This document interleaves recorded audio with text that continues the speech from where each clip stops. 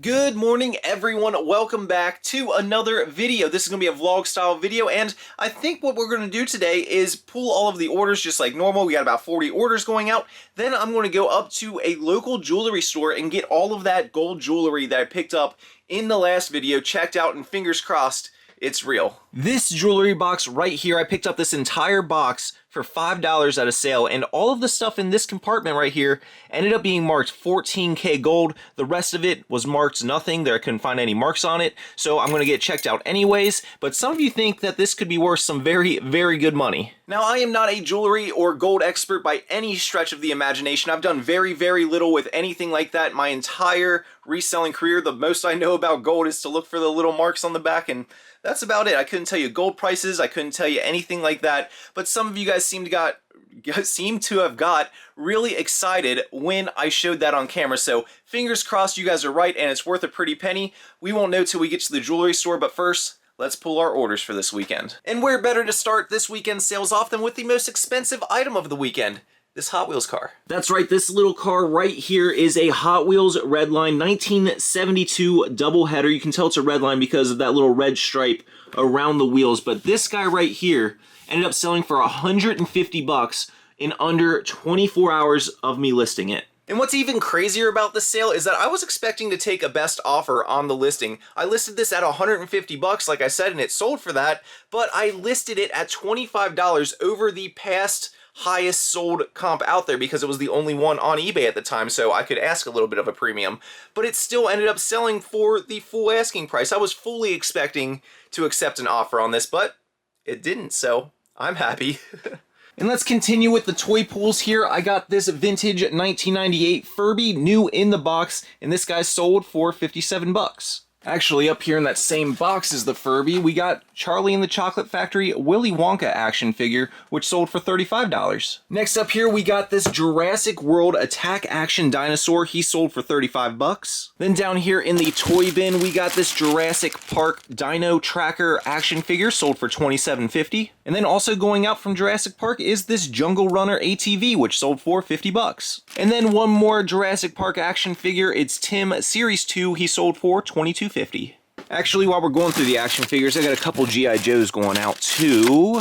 There we go, there's the first one, Cobra Commander V6, sold for 20 bucks. And then the next one here is also a pretty good one, if I can find him. Alright, there he is. He was hiding way down at the bottom. Ace Pilot sold for 65. Not too bad on the toys this weekend. Now let's pull the clothing. First thing we gotta pull is from bin R, and it's a pair of jeans. This pair of jeans right here is from a brand I don't find super often, but I do pick it up when I find it. It's Pilcrow in the letterpress, and this pair sold for 27 bucks. And then right next door in bin S, we got an Adidas jacket I need to pull. There we go, this Adidas Trefoil 3-stripe jacket with the giant logo on the back ended up selling for 30 bucks. Next is another jacket. It's a little heavier of one, but it's a Helly Hansen workwear jacket. You might recognize this. I bought a bunch of these at the World's Longest Yard Sale as part of a bulk buy. I had like 10 or 12 bucks into them, and this one sold for 70. And then next, I think, is our only pair of shoes going out for the day. These guys right here, these Venom Elite boxing shoes, I think I picked them up at a garage sale like 3 weeks ago for like 15 bucks, and these guys sold for 90.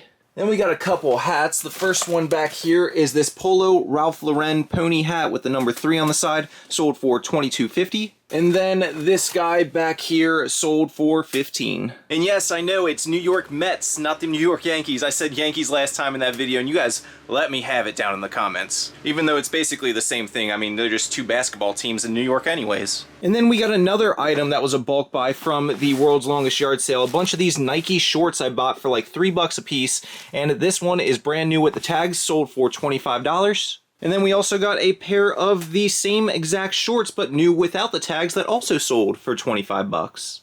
Then we got another jacket going out. It's another really good one. This one sold for 115 bucks. It's over there in the closet, so let me pull it real fast. This Kokatat, I think that's how you say that name, Kokatat. It's a kayaking and like water sports jacket. Anyways, it's brand new with tags, sold for 115 bucks. Little stuff on it. And now for some of the little hard goods. The first one's right there. This is that Ideal Pet door that came in that $9 auction box that I got at the flea market. That's the box that keeps on giving. This sold for $27.50. Then got a couple of magazines. The first one is this Roswell Time magazine, sold for $15. And then the cheapest sale of the day, Nintendo Power number 71, sold for $8. And then inside this little tiny gold box right here is our one piece of jewelry going out today. This right here is a Navajo sterling silver and turquoise slave bracelet. You can see it's kind of like a bracelet ring combo connected by chains. Unfortunately, you can see this one did end up being broken. The other piece is down there in the box. But this guy sold for 70 bucks. If it was in good condition and, you know, wasn't broken and stuff, that would have probably went for like 120 to 150, depending on how well I could clean it up. And then the rest of the items going out today are all roughwear items. Those dog items that I bought from the flea market the other day, they've been flying out of the store. Let me show you which ones sold over the weekend. Got 3 of the front range harnesses that sold between $25 and $30 each. 2 Jetstream cooling vests, one sold for $25 and one sold for $28. 1 abrasion resistant jacket for $42. A Powder Hound insulated jacket for $45. 2 of the Fuse overcoat jackets, one sold for $40, one sold for $45. 1 Life jacket sold for $60. 1 single track dog pack for $45. 2 Approach hiking packs for $57 each. 1 Flagline harness for 50 bucks. A Highland Light harness for $26, a Webmaster harness for $45, and finally 1 Blue Atoll Vert jacket for 50 bucks. Just look at that gorgeous pile of stuff that we gotta pack up and ship out now. I'm not gonna bore you guys with the shipping of all that stuff, so I will see you when it's all packed up, ready to go, and then we'll head up to the jewelry store to hopefully find out our gold's worth a ton of money.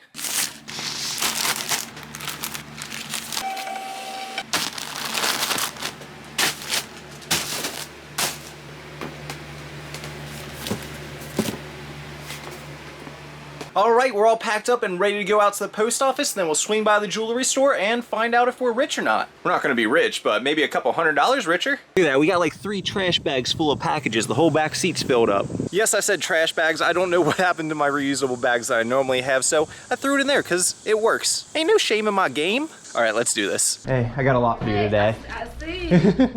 Thank you. Have a good one. You have a good one. Hi. I was wondering, do you replace watch batteries? Cool. I need 2 of those. And then I was wondering if you could help me identify, see if some of this is legit or not. Some of it's marked 14K, but I just don't know how to identify gold at all. Yeah, we can take a look. Okay, cool. Yeah. So this we're seeing what's gold and this stuff over here had markings on it, and then this stuff I didn't see any markings on. Okay. That one said 14K, and I think it says GP for gold plate, but the rest of it says like just 14K. Okay. So we picked it to the one to where we And those things are just glass. Yeah, I figured that one was probably the least. I know it's big, but you like a solution that's just your best if you want to.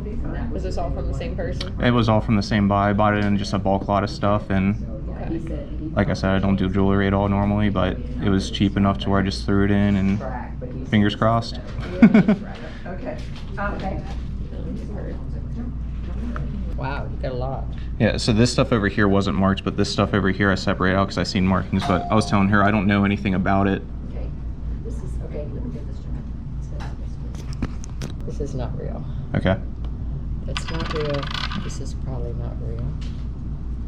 Well, I'm glad I took it up here then. Why? Because I'm a reseller and... Well, actually, this one, the end tab says 14 karat. Okay. Yeah, all the rest of these said 14K on it somewhere. On on just the little tags of them. Yeah, That's why I separated them out. This is 14K. Yeah, that's what I'm saying. It doesn't feel like it, but you never know. A lot of places they just, like we have a stamp back there and we could stamp anything we want 14K. Yeah, that's why I figured I'd get it checked out to make sure if it was good or not. So you're selling this stuff? Yeah, so I buy and sell all kinds of stuff. I never do jewelry though, so I know nothing about jewelry. I figured I'd take it up here to see if it's legit or not before I even try to sell it. Let me just hand some of these to Dan. Yeah, no problem. These say 14 karat. These are not real. Okay, that's what I wanted to know. So Chances are, like even just glancing at these rings, those do not look real. None of this stuff had marks on it. Yeah, but That's you why I can't separated always this stuff go by out. the marks. Okay. The feel, like when I first looked at all this, it just didn't look gold to me. Okay. But there are a lot of places that are going to try to sell you stuff.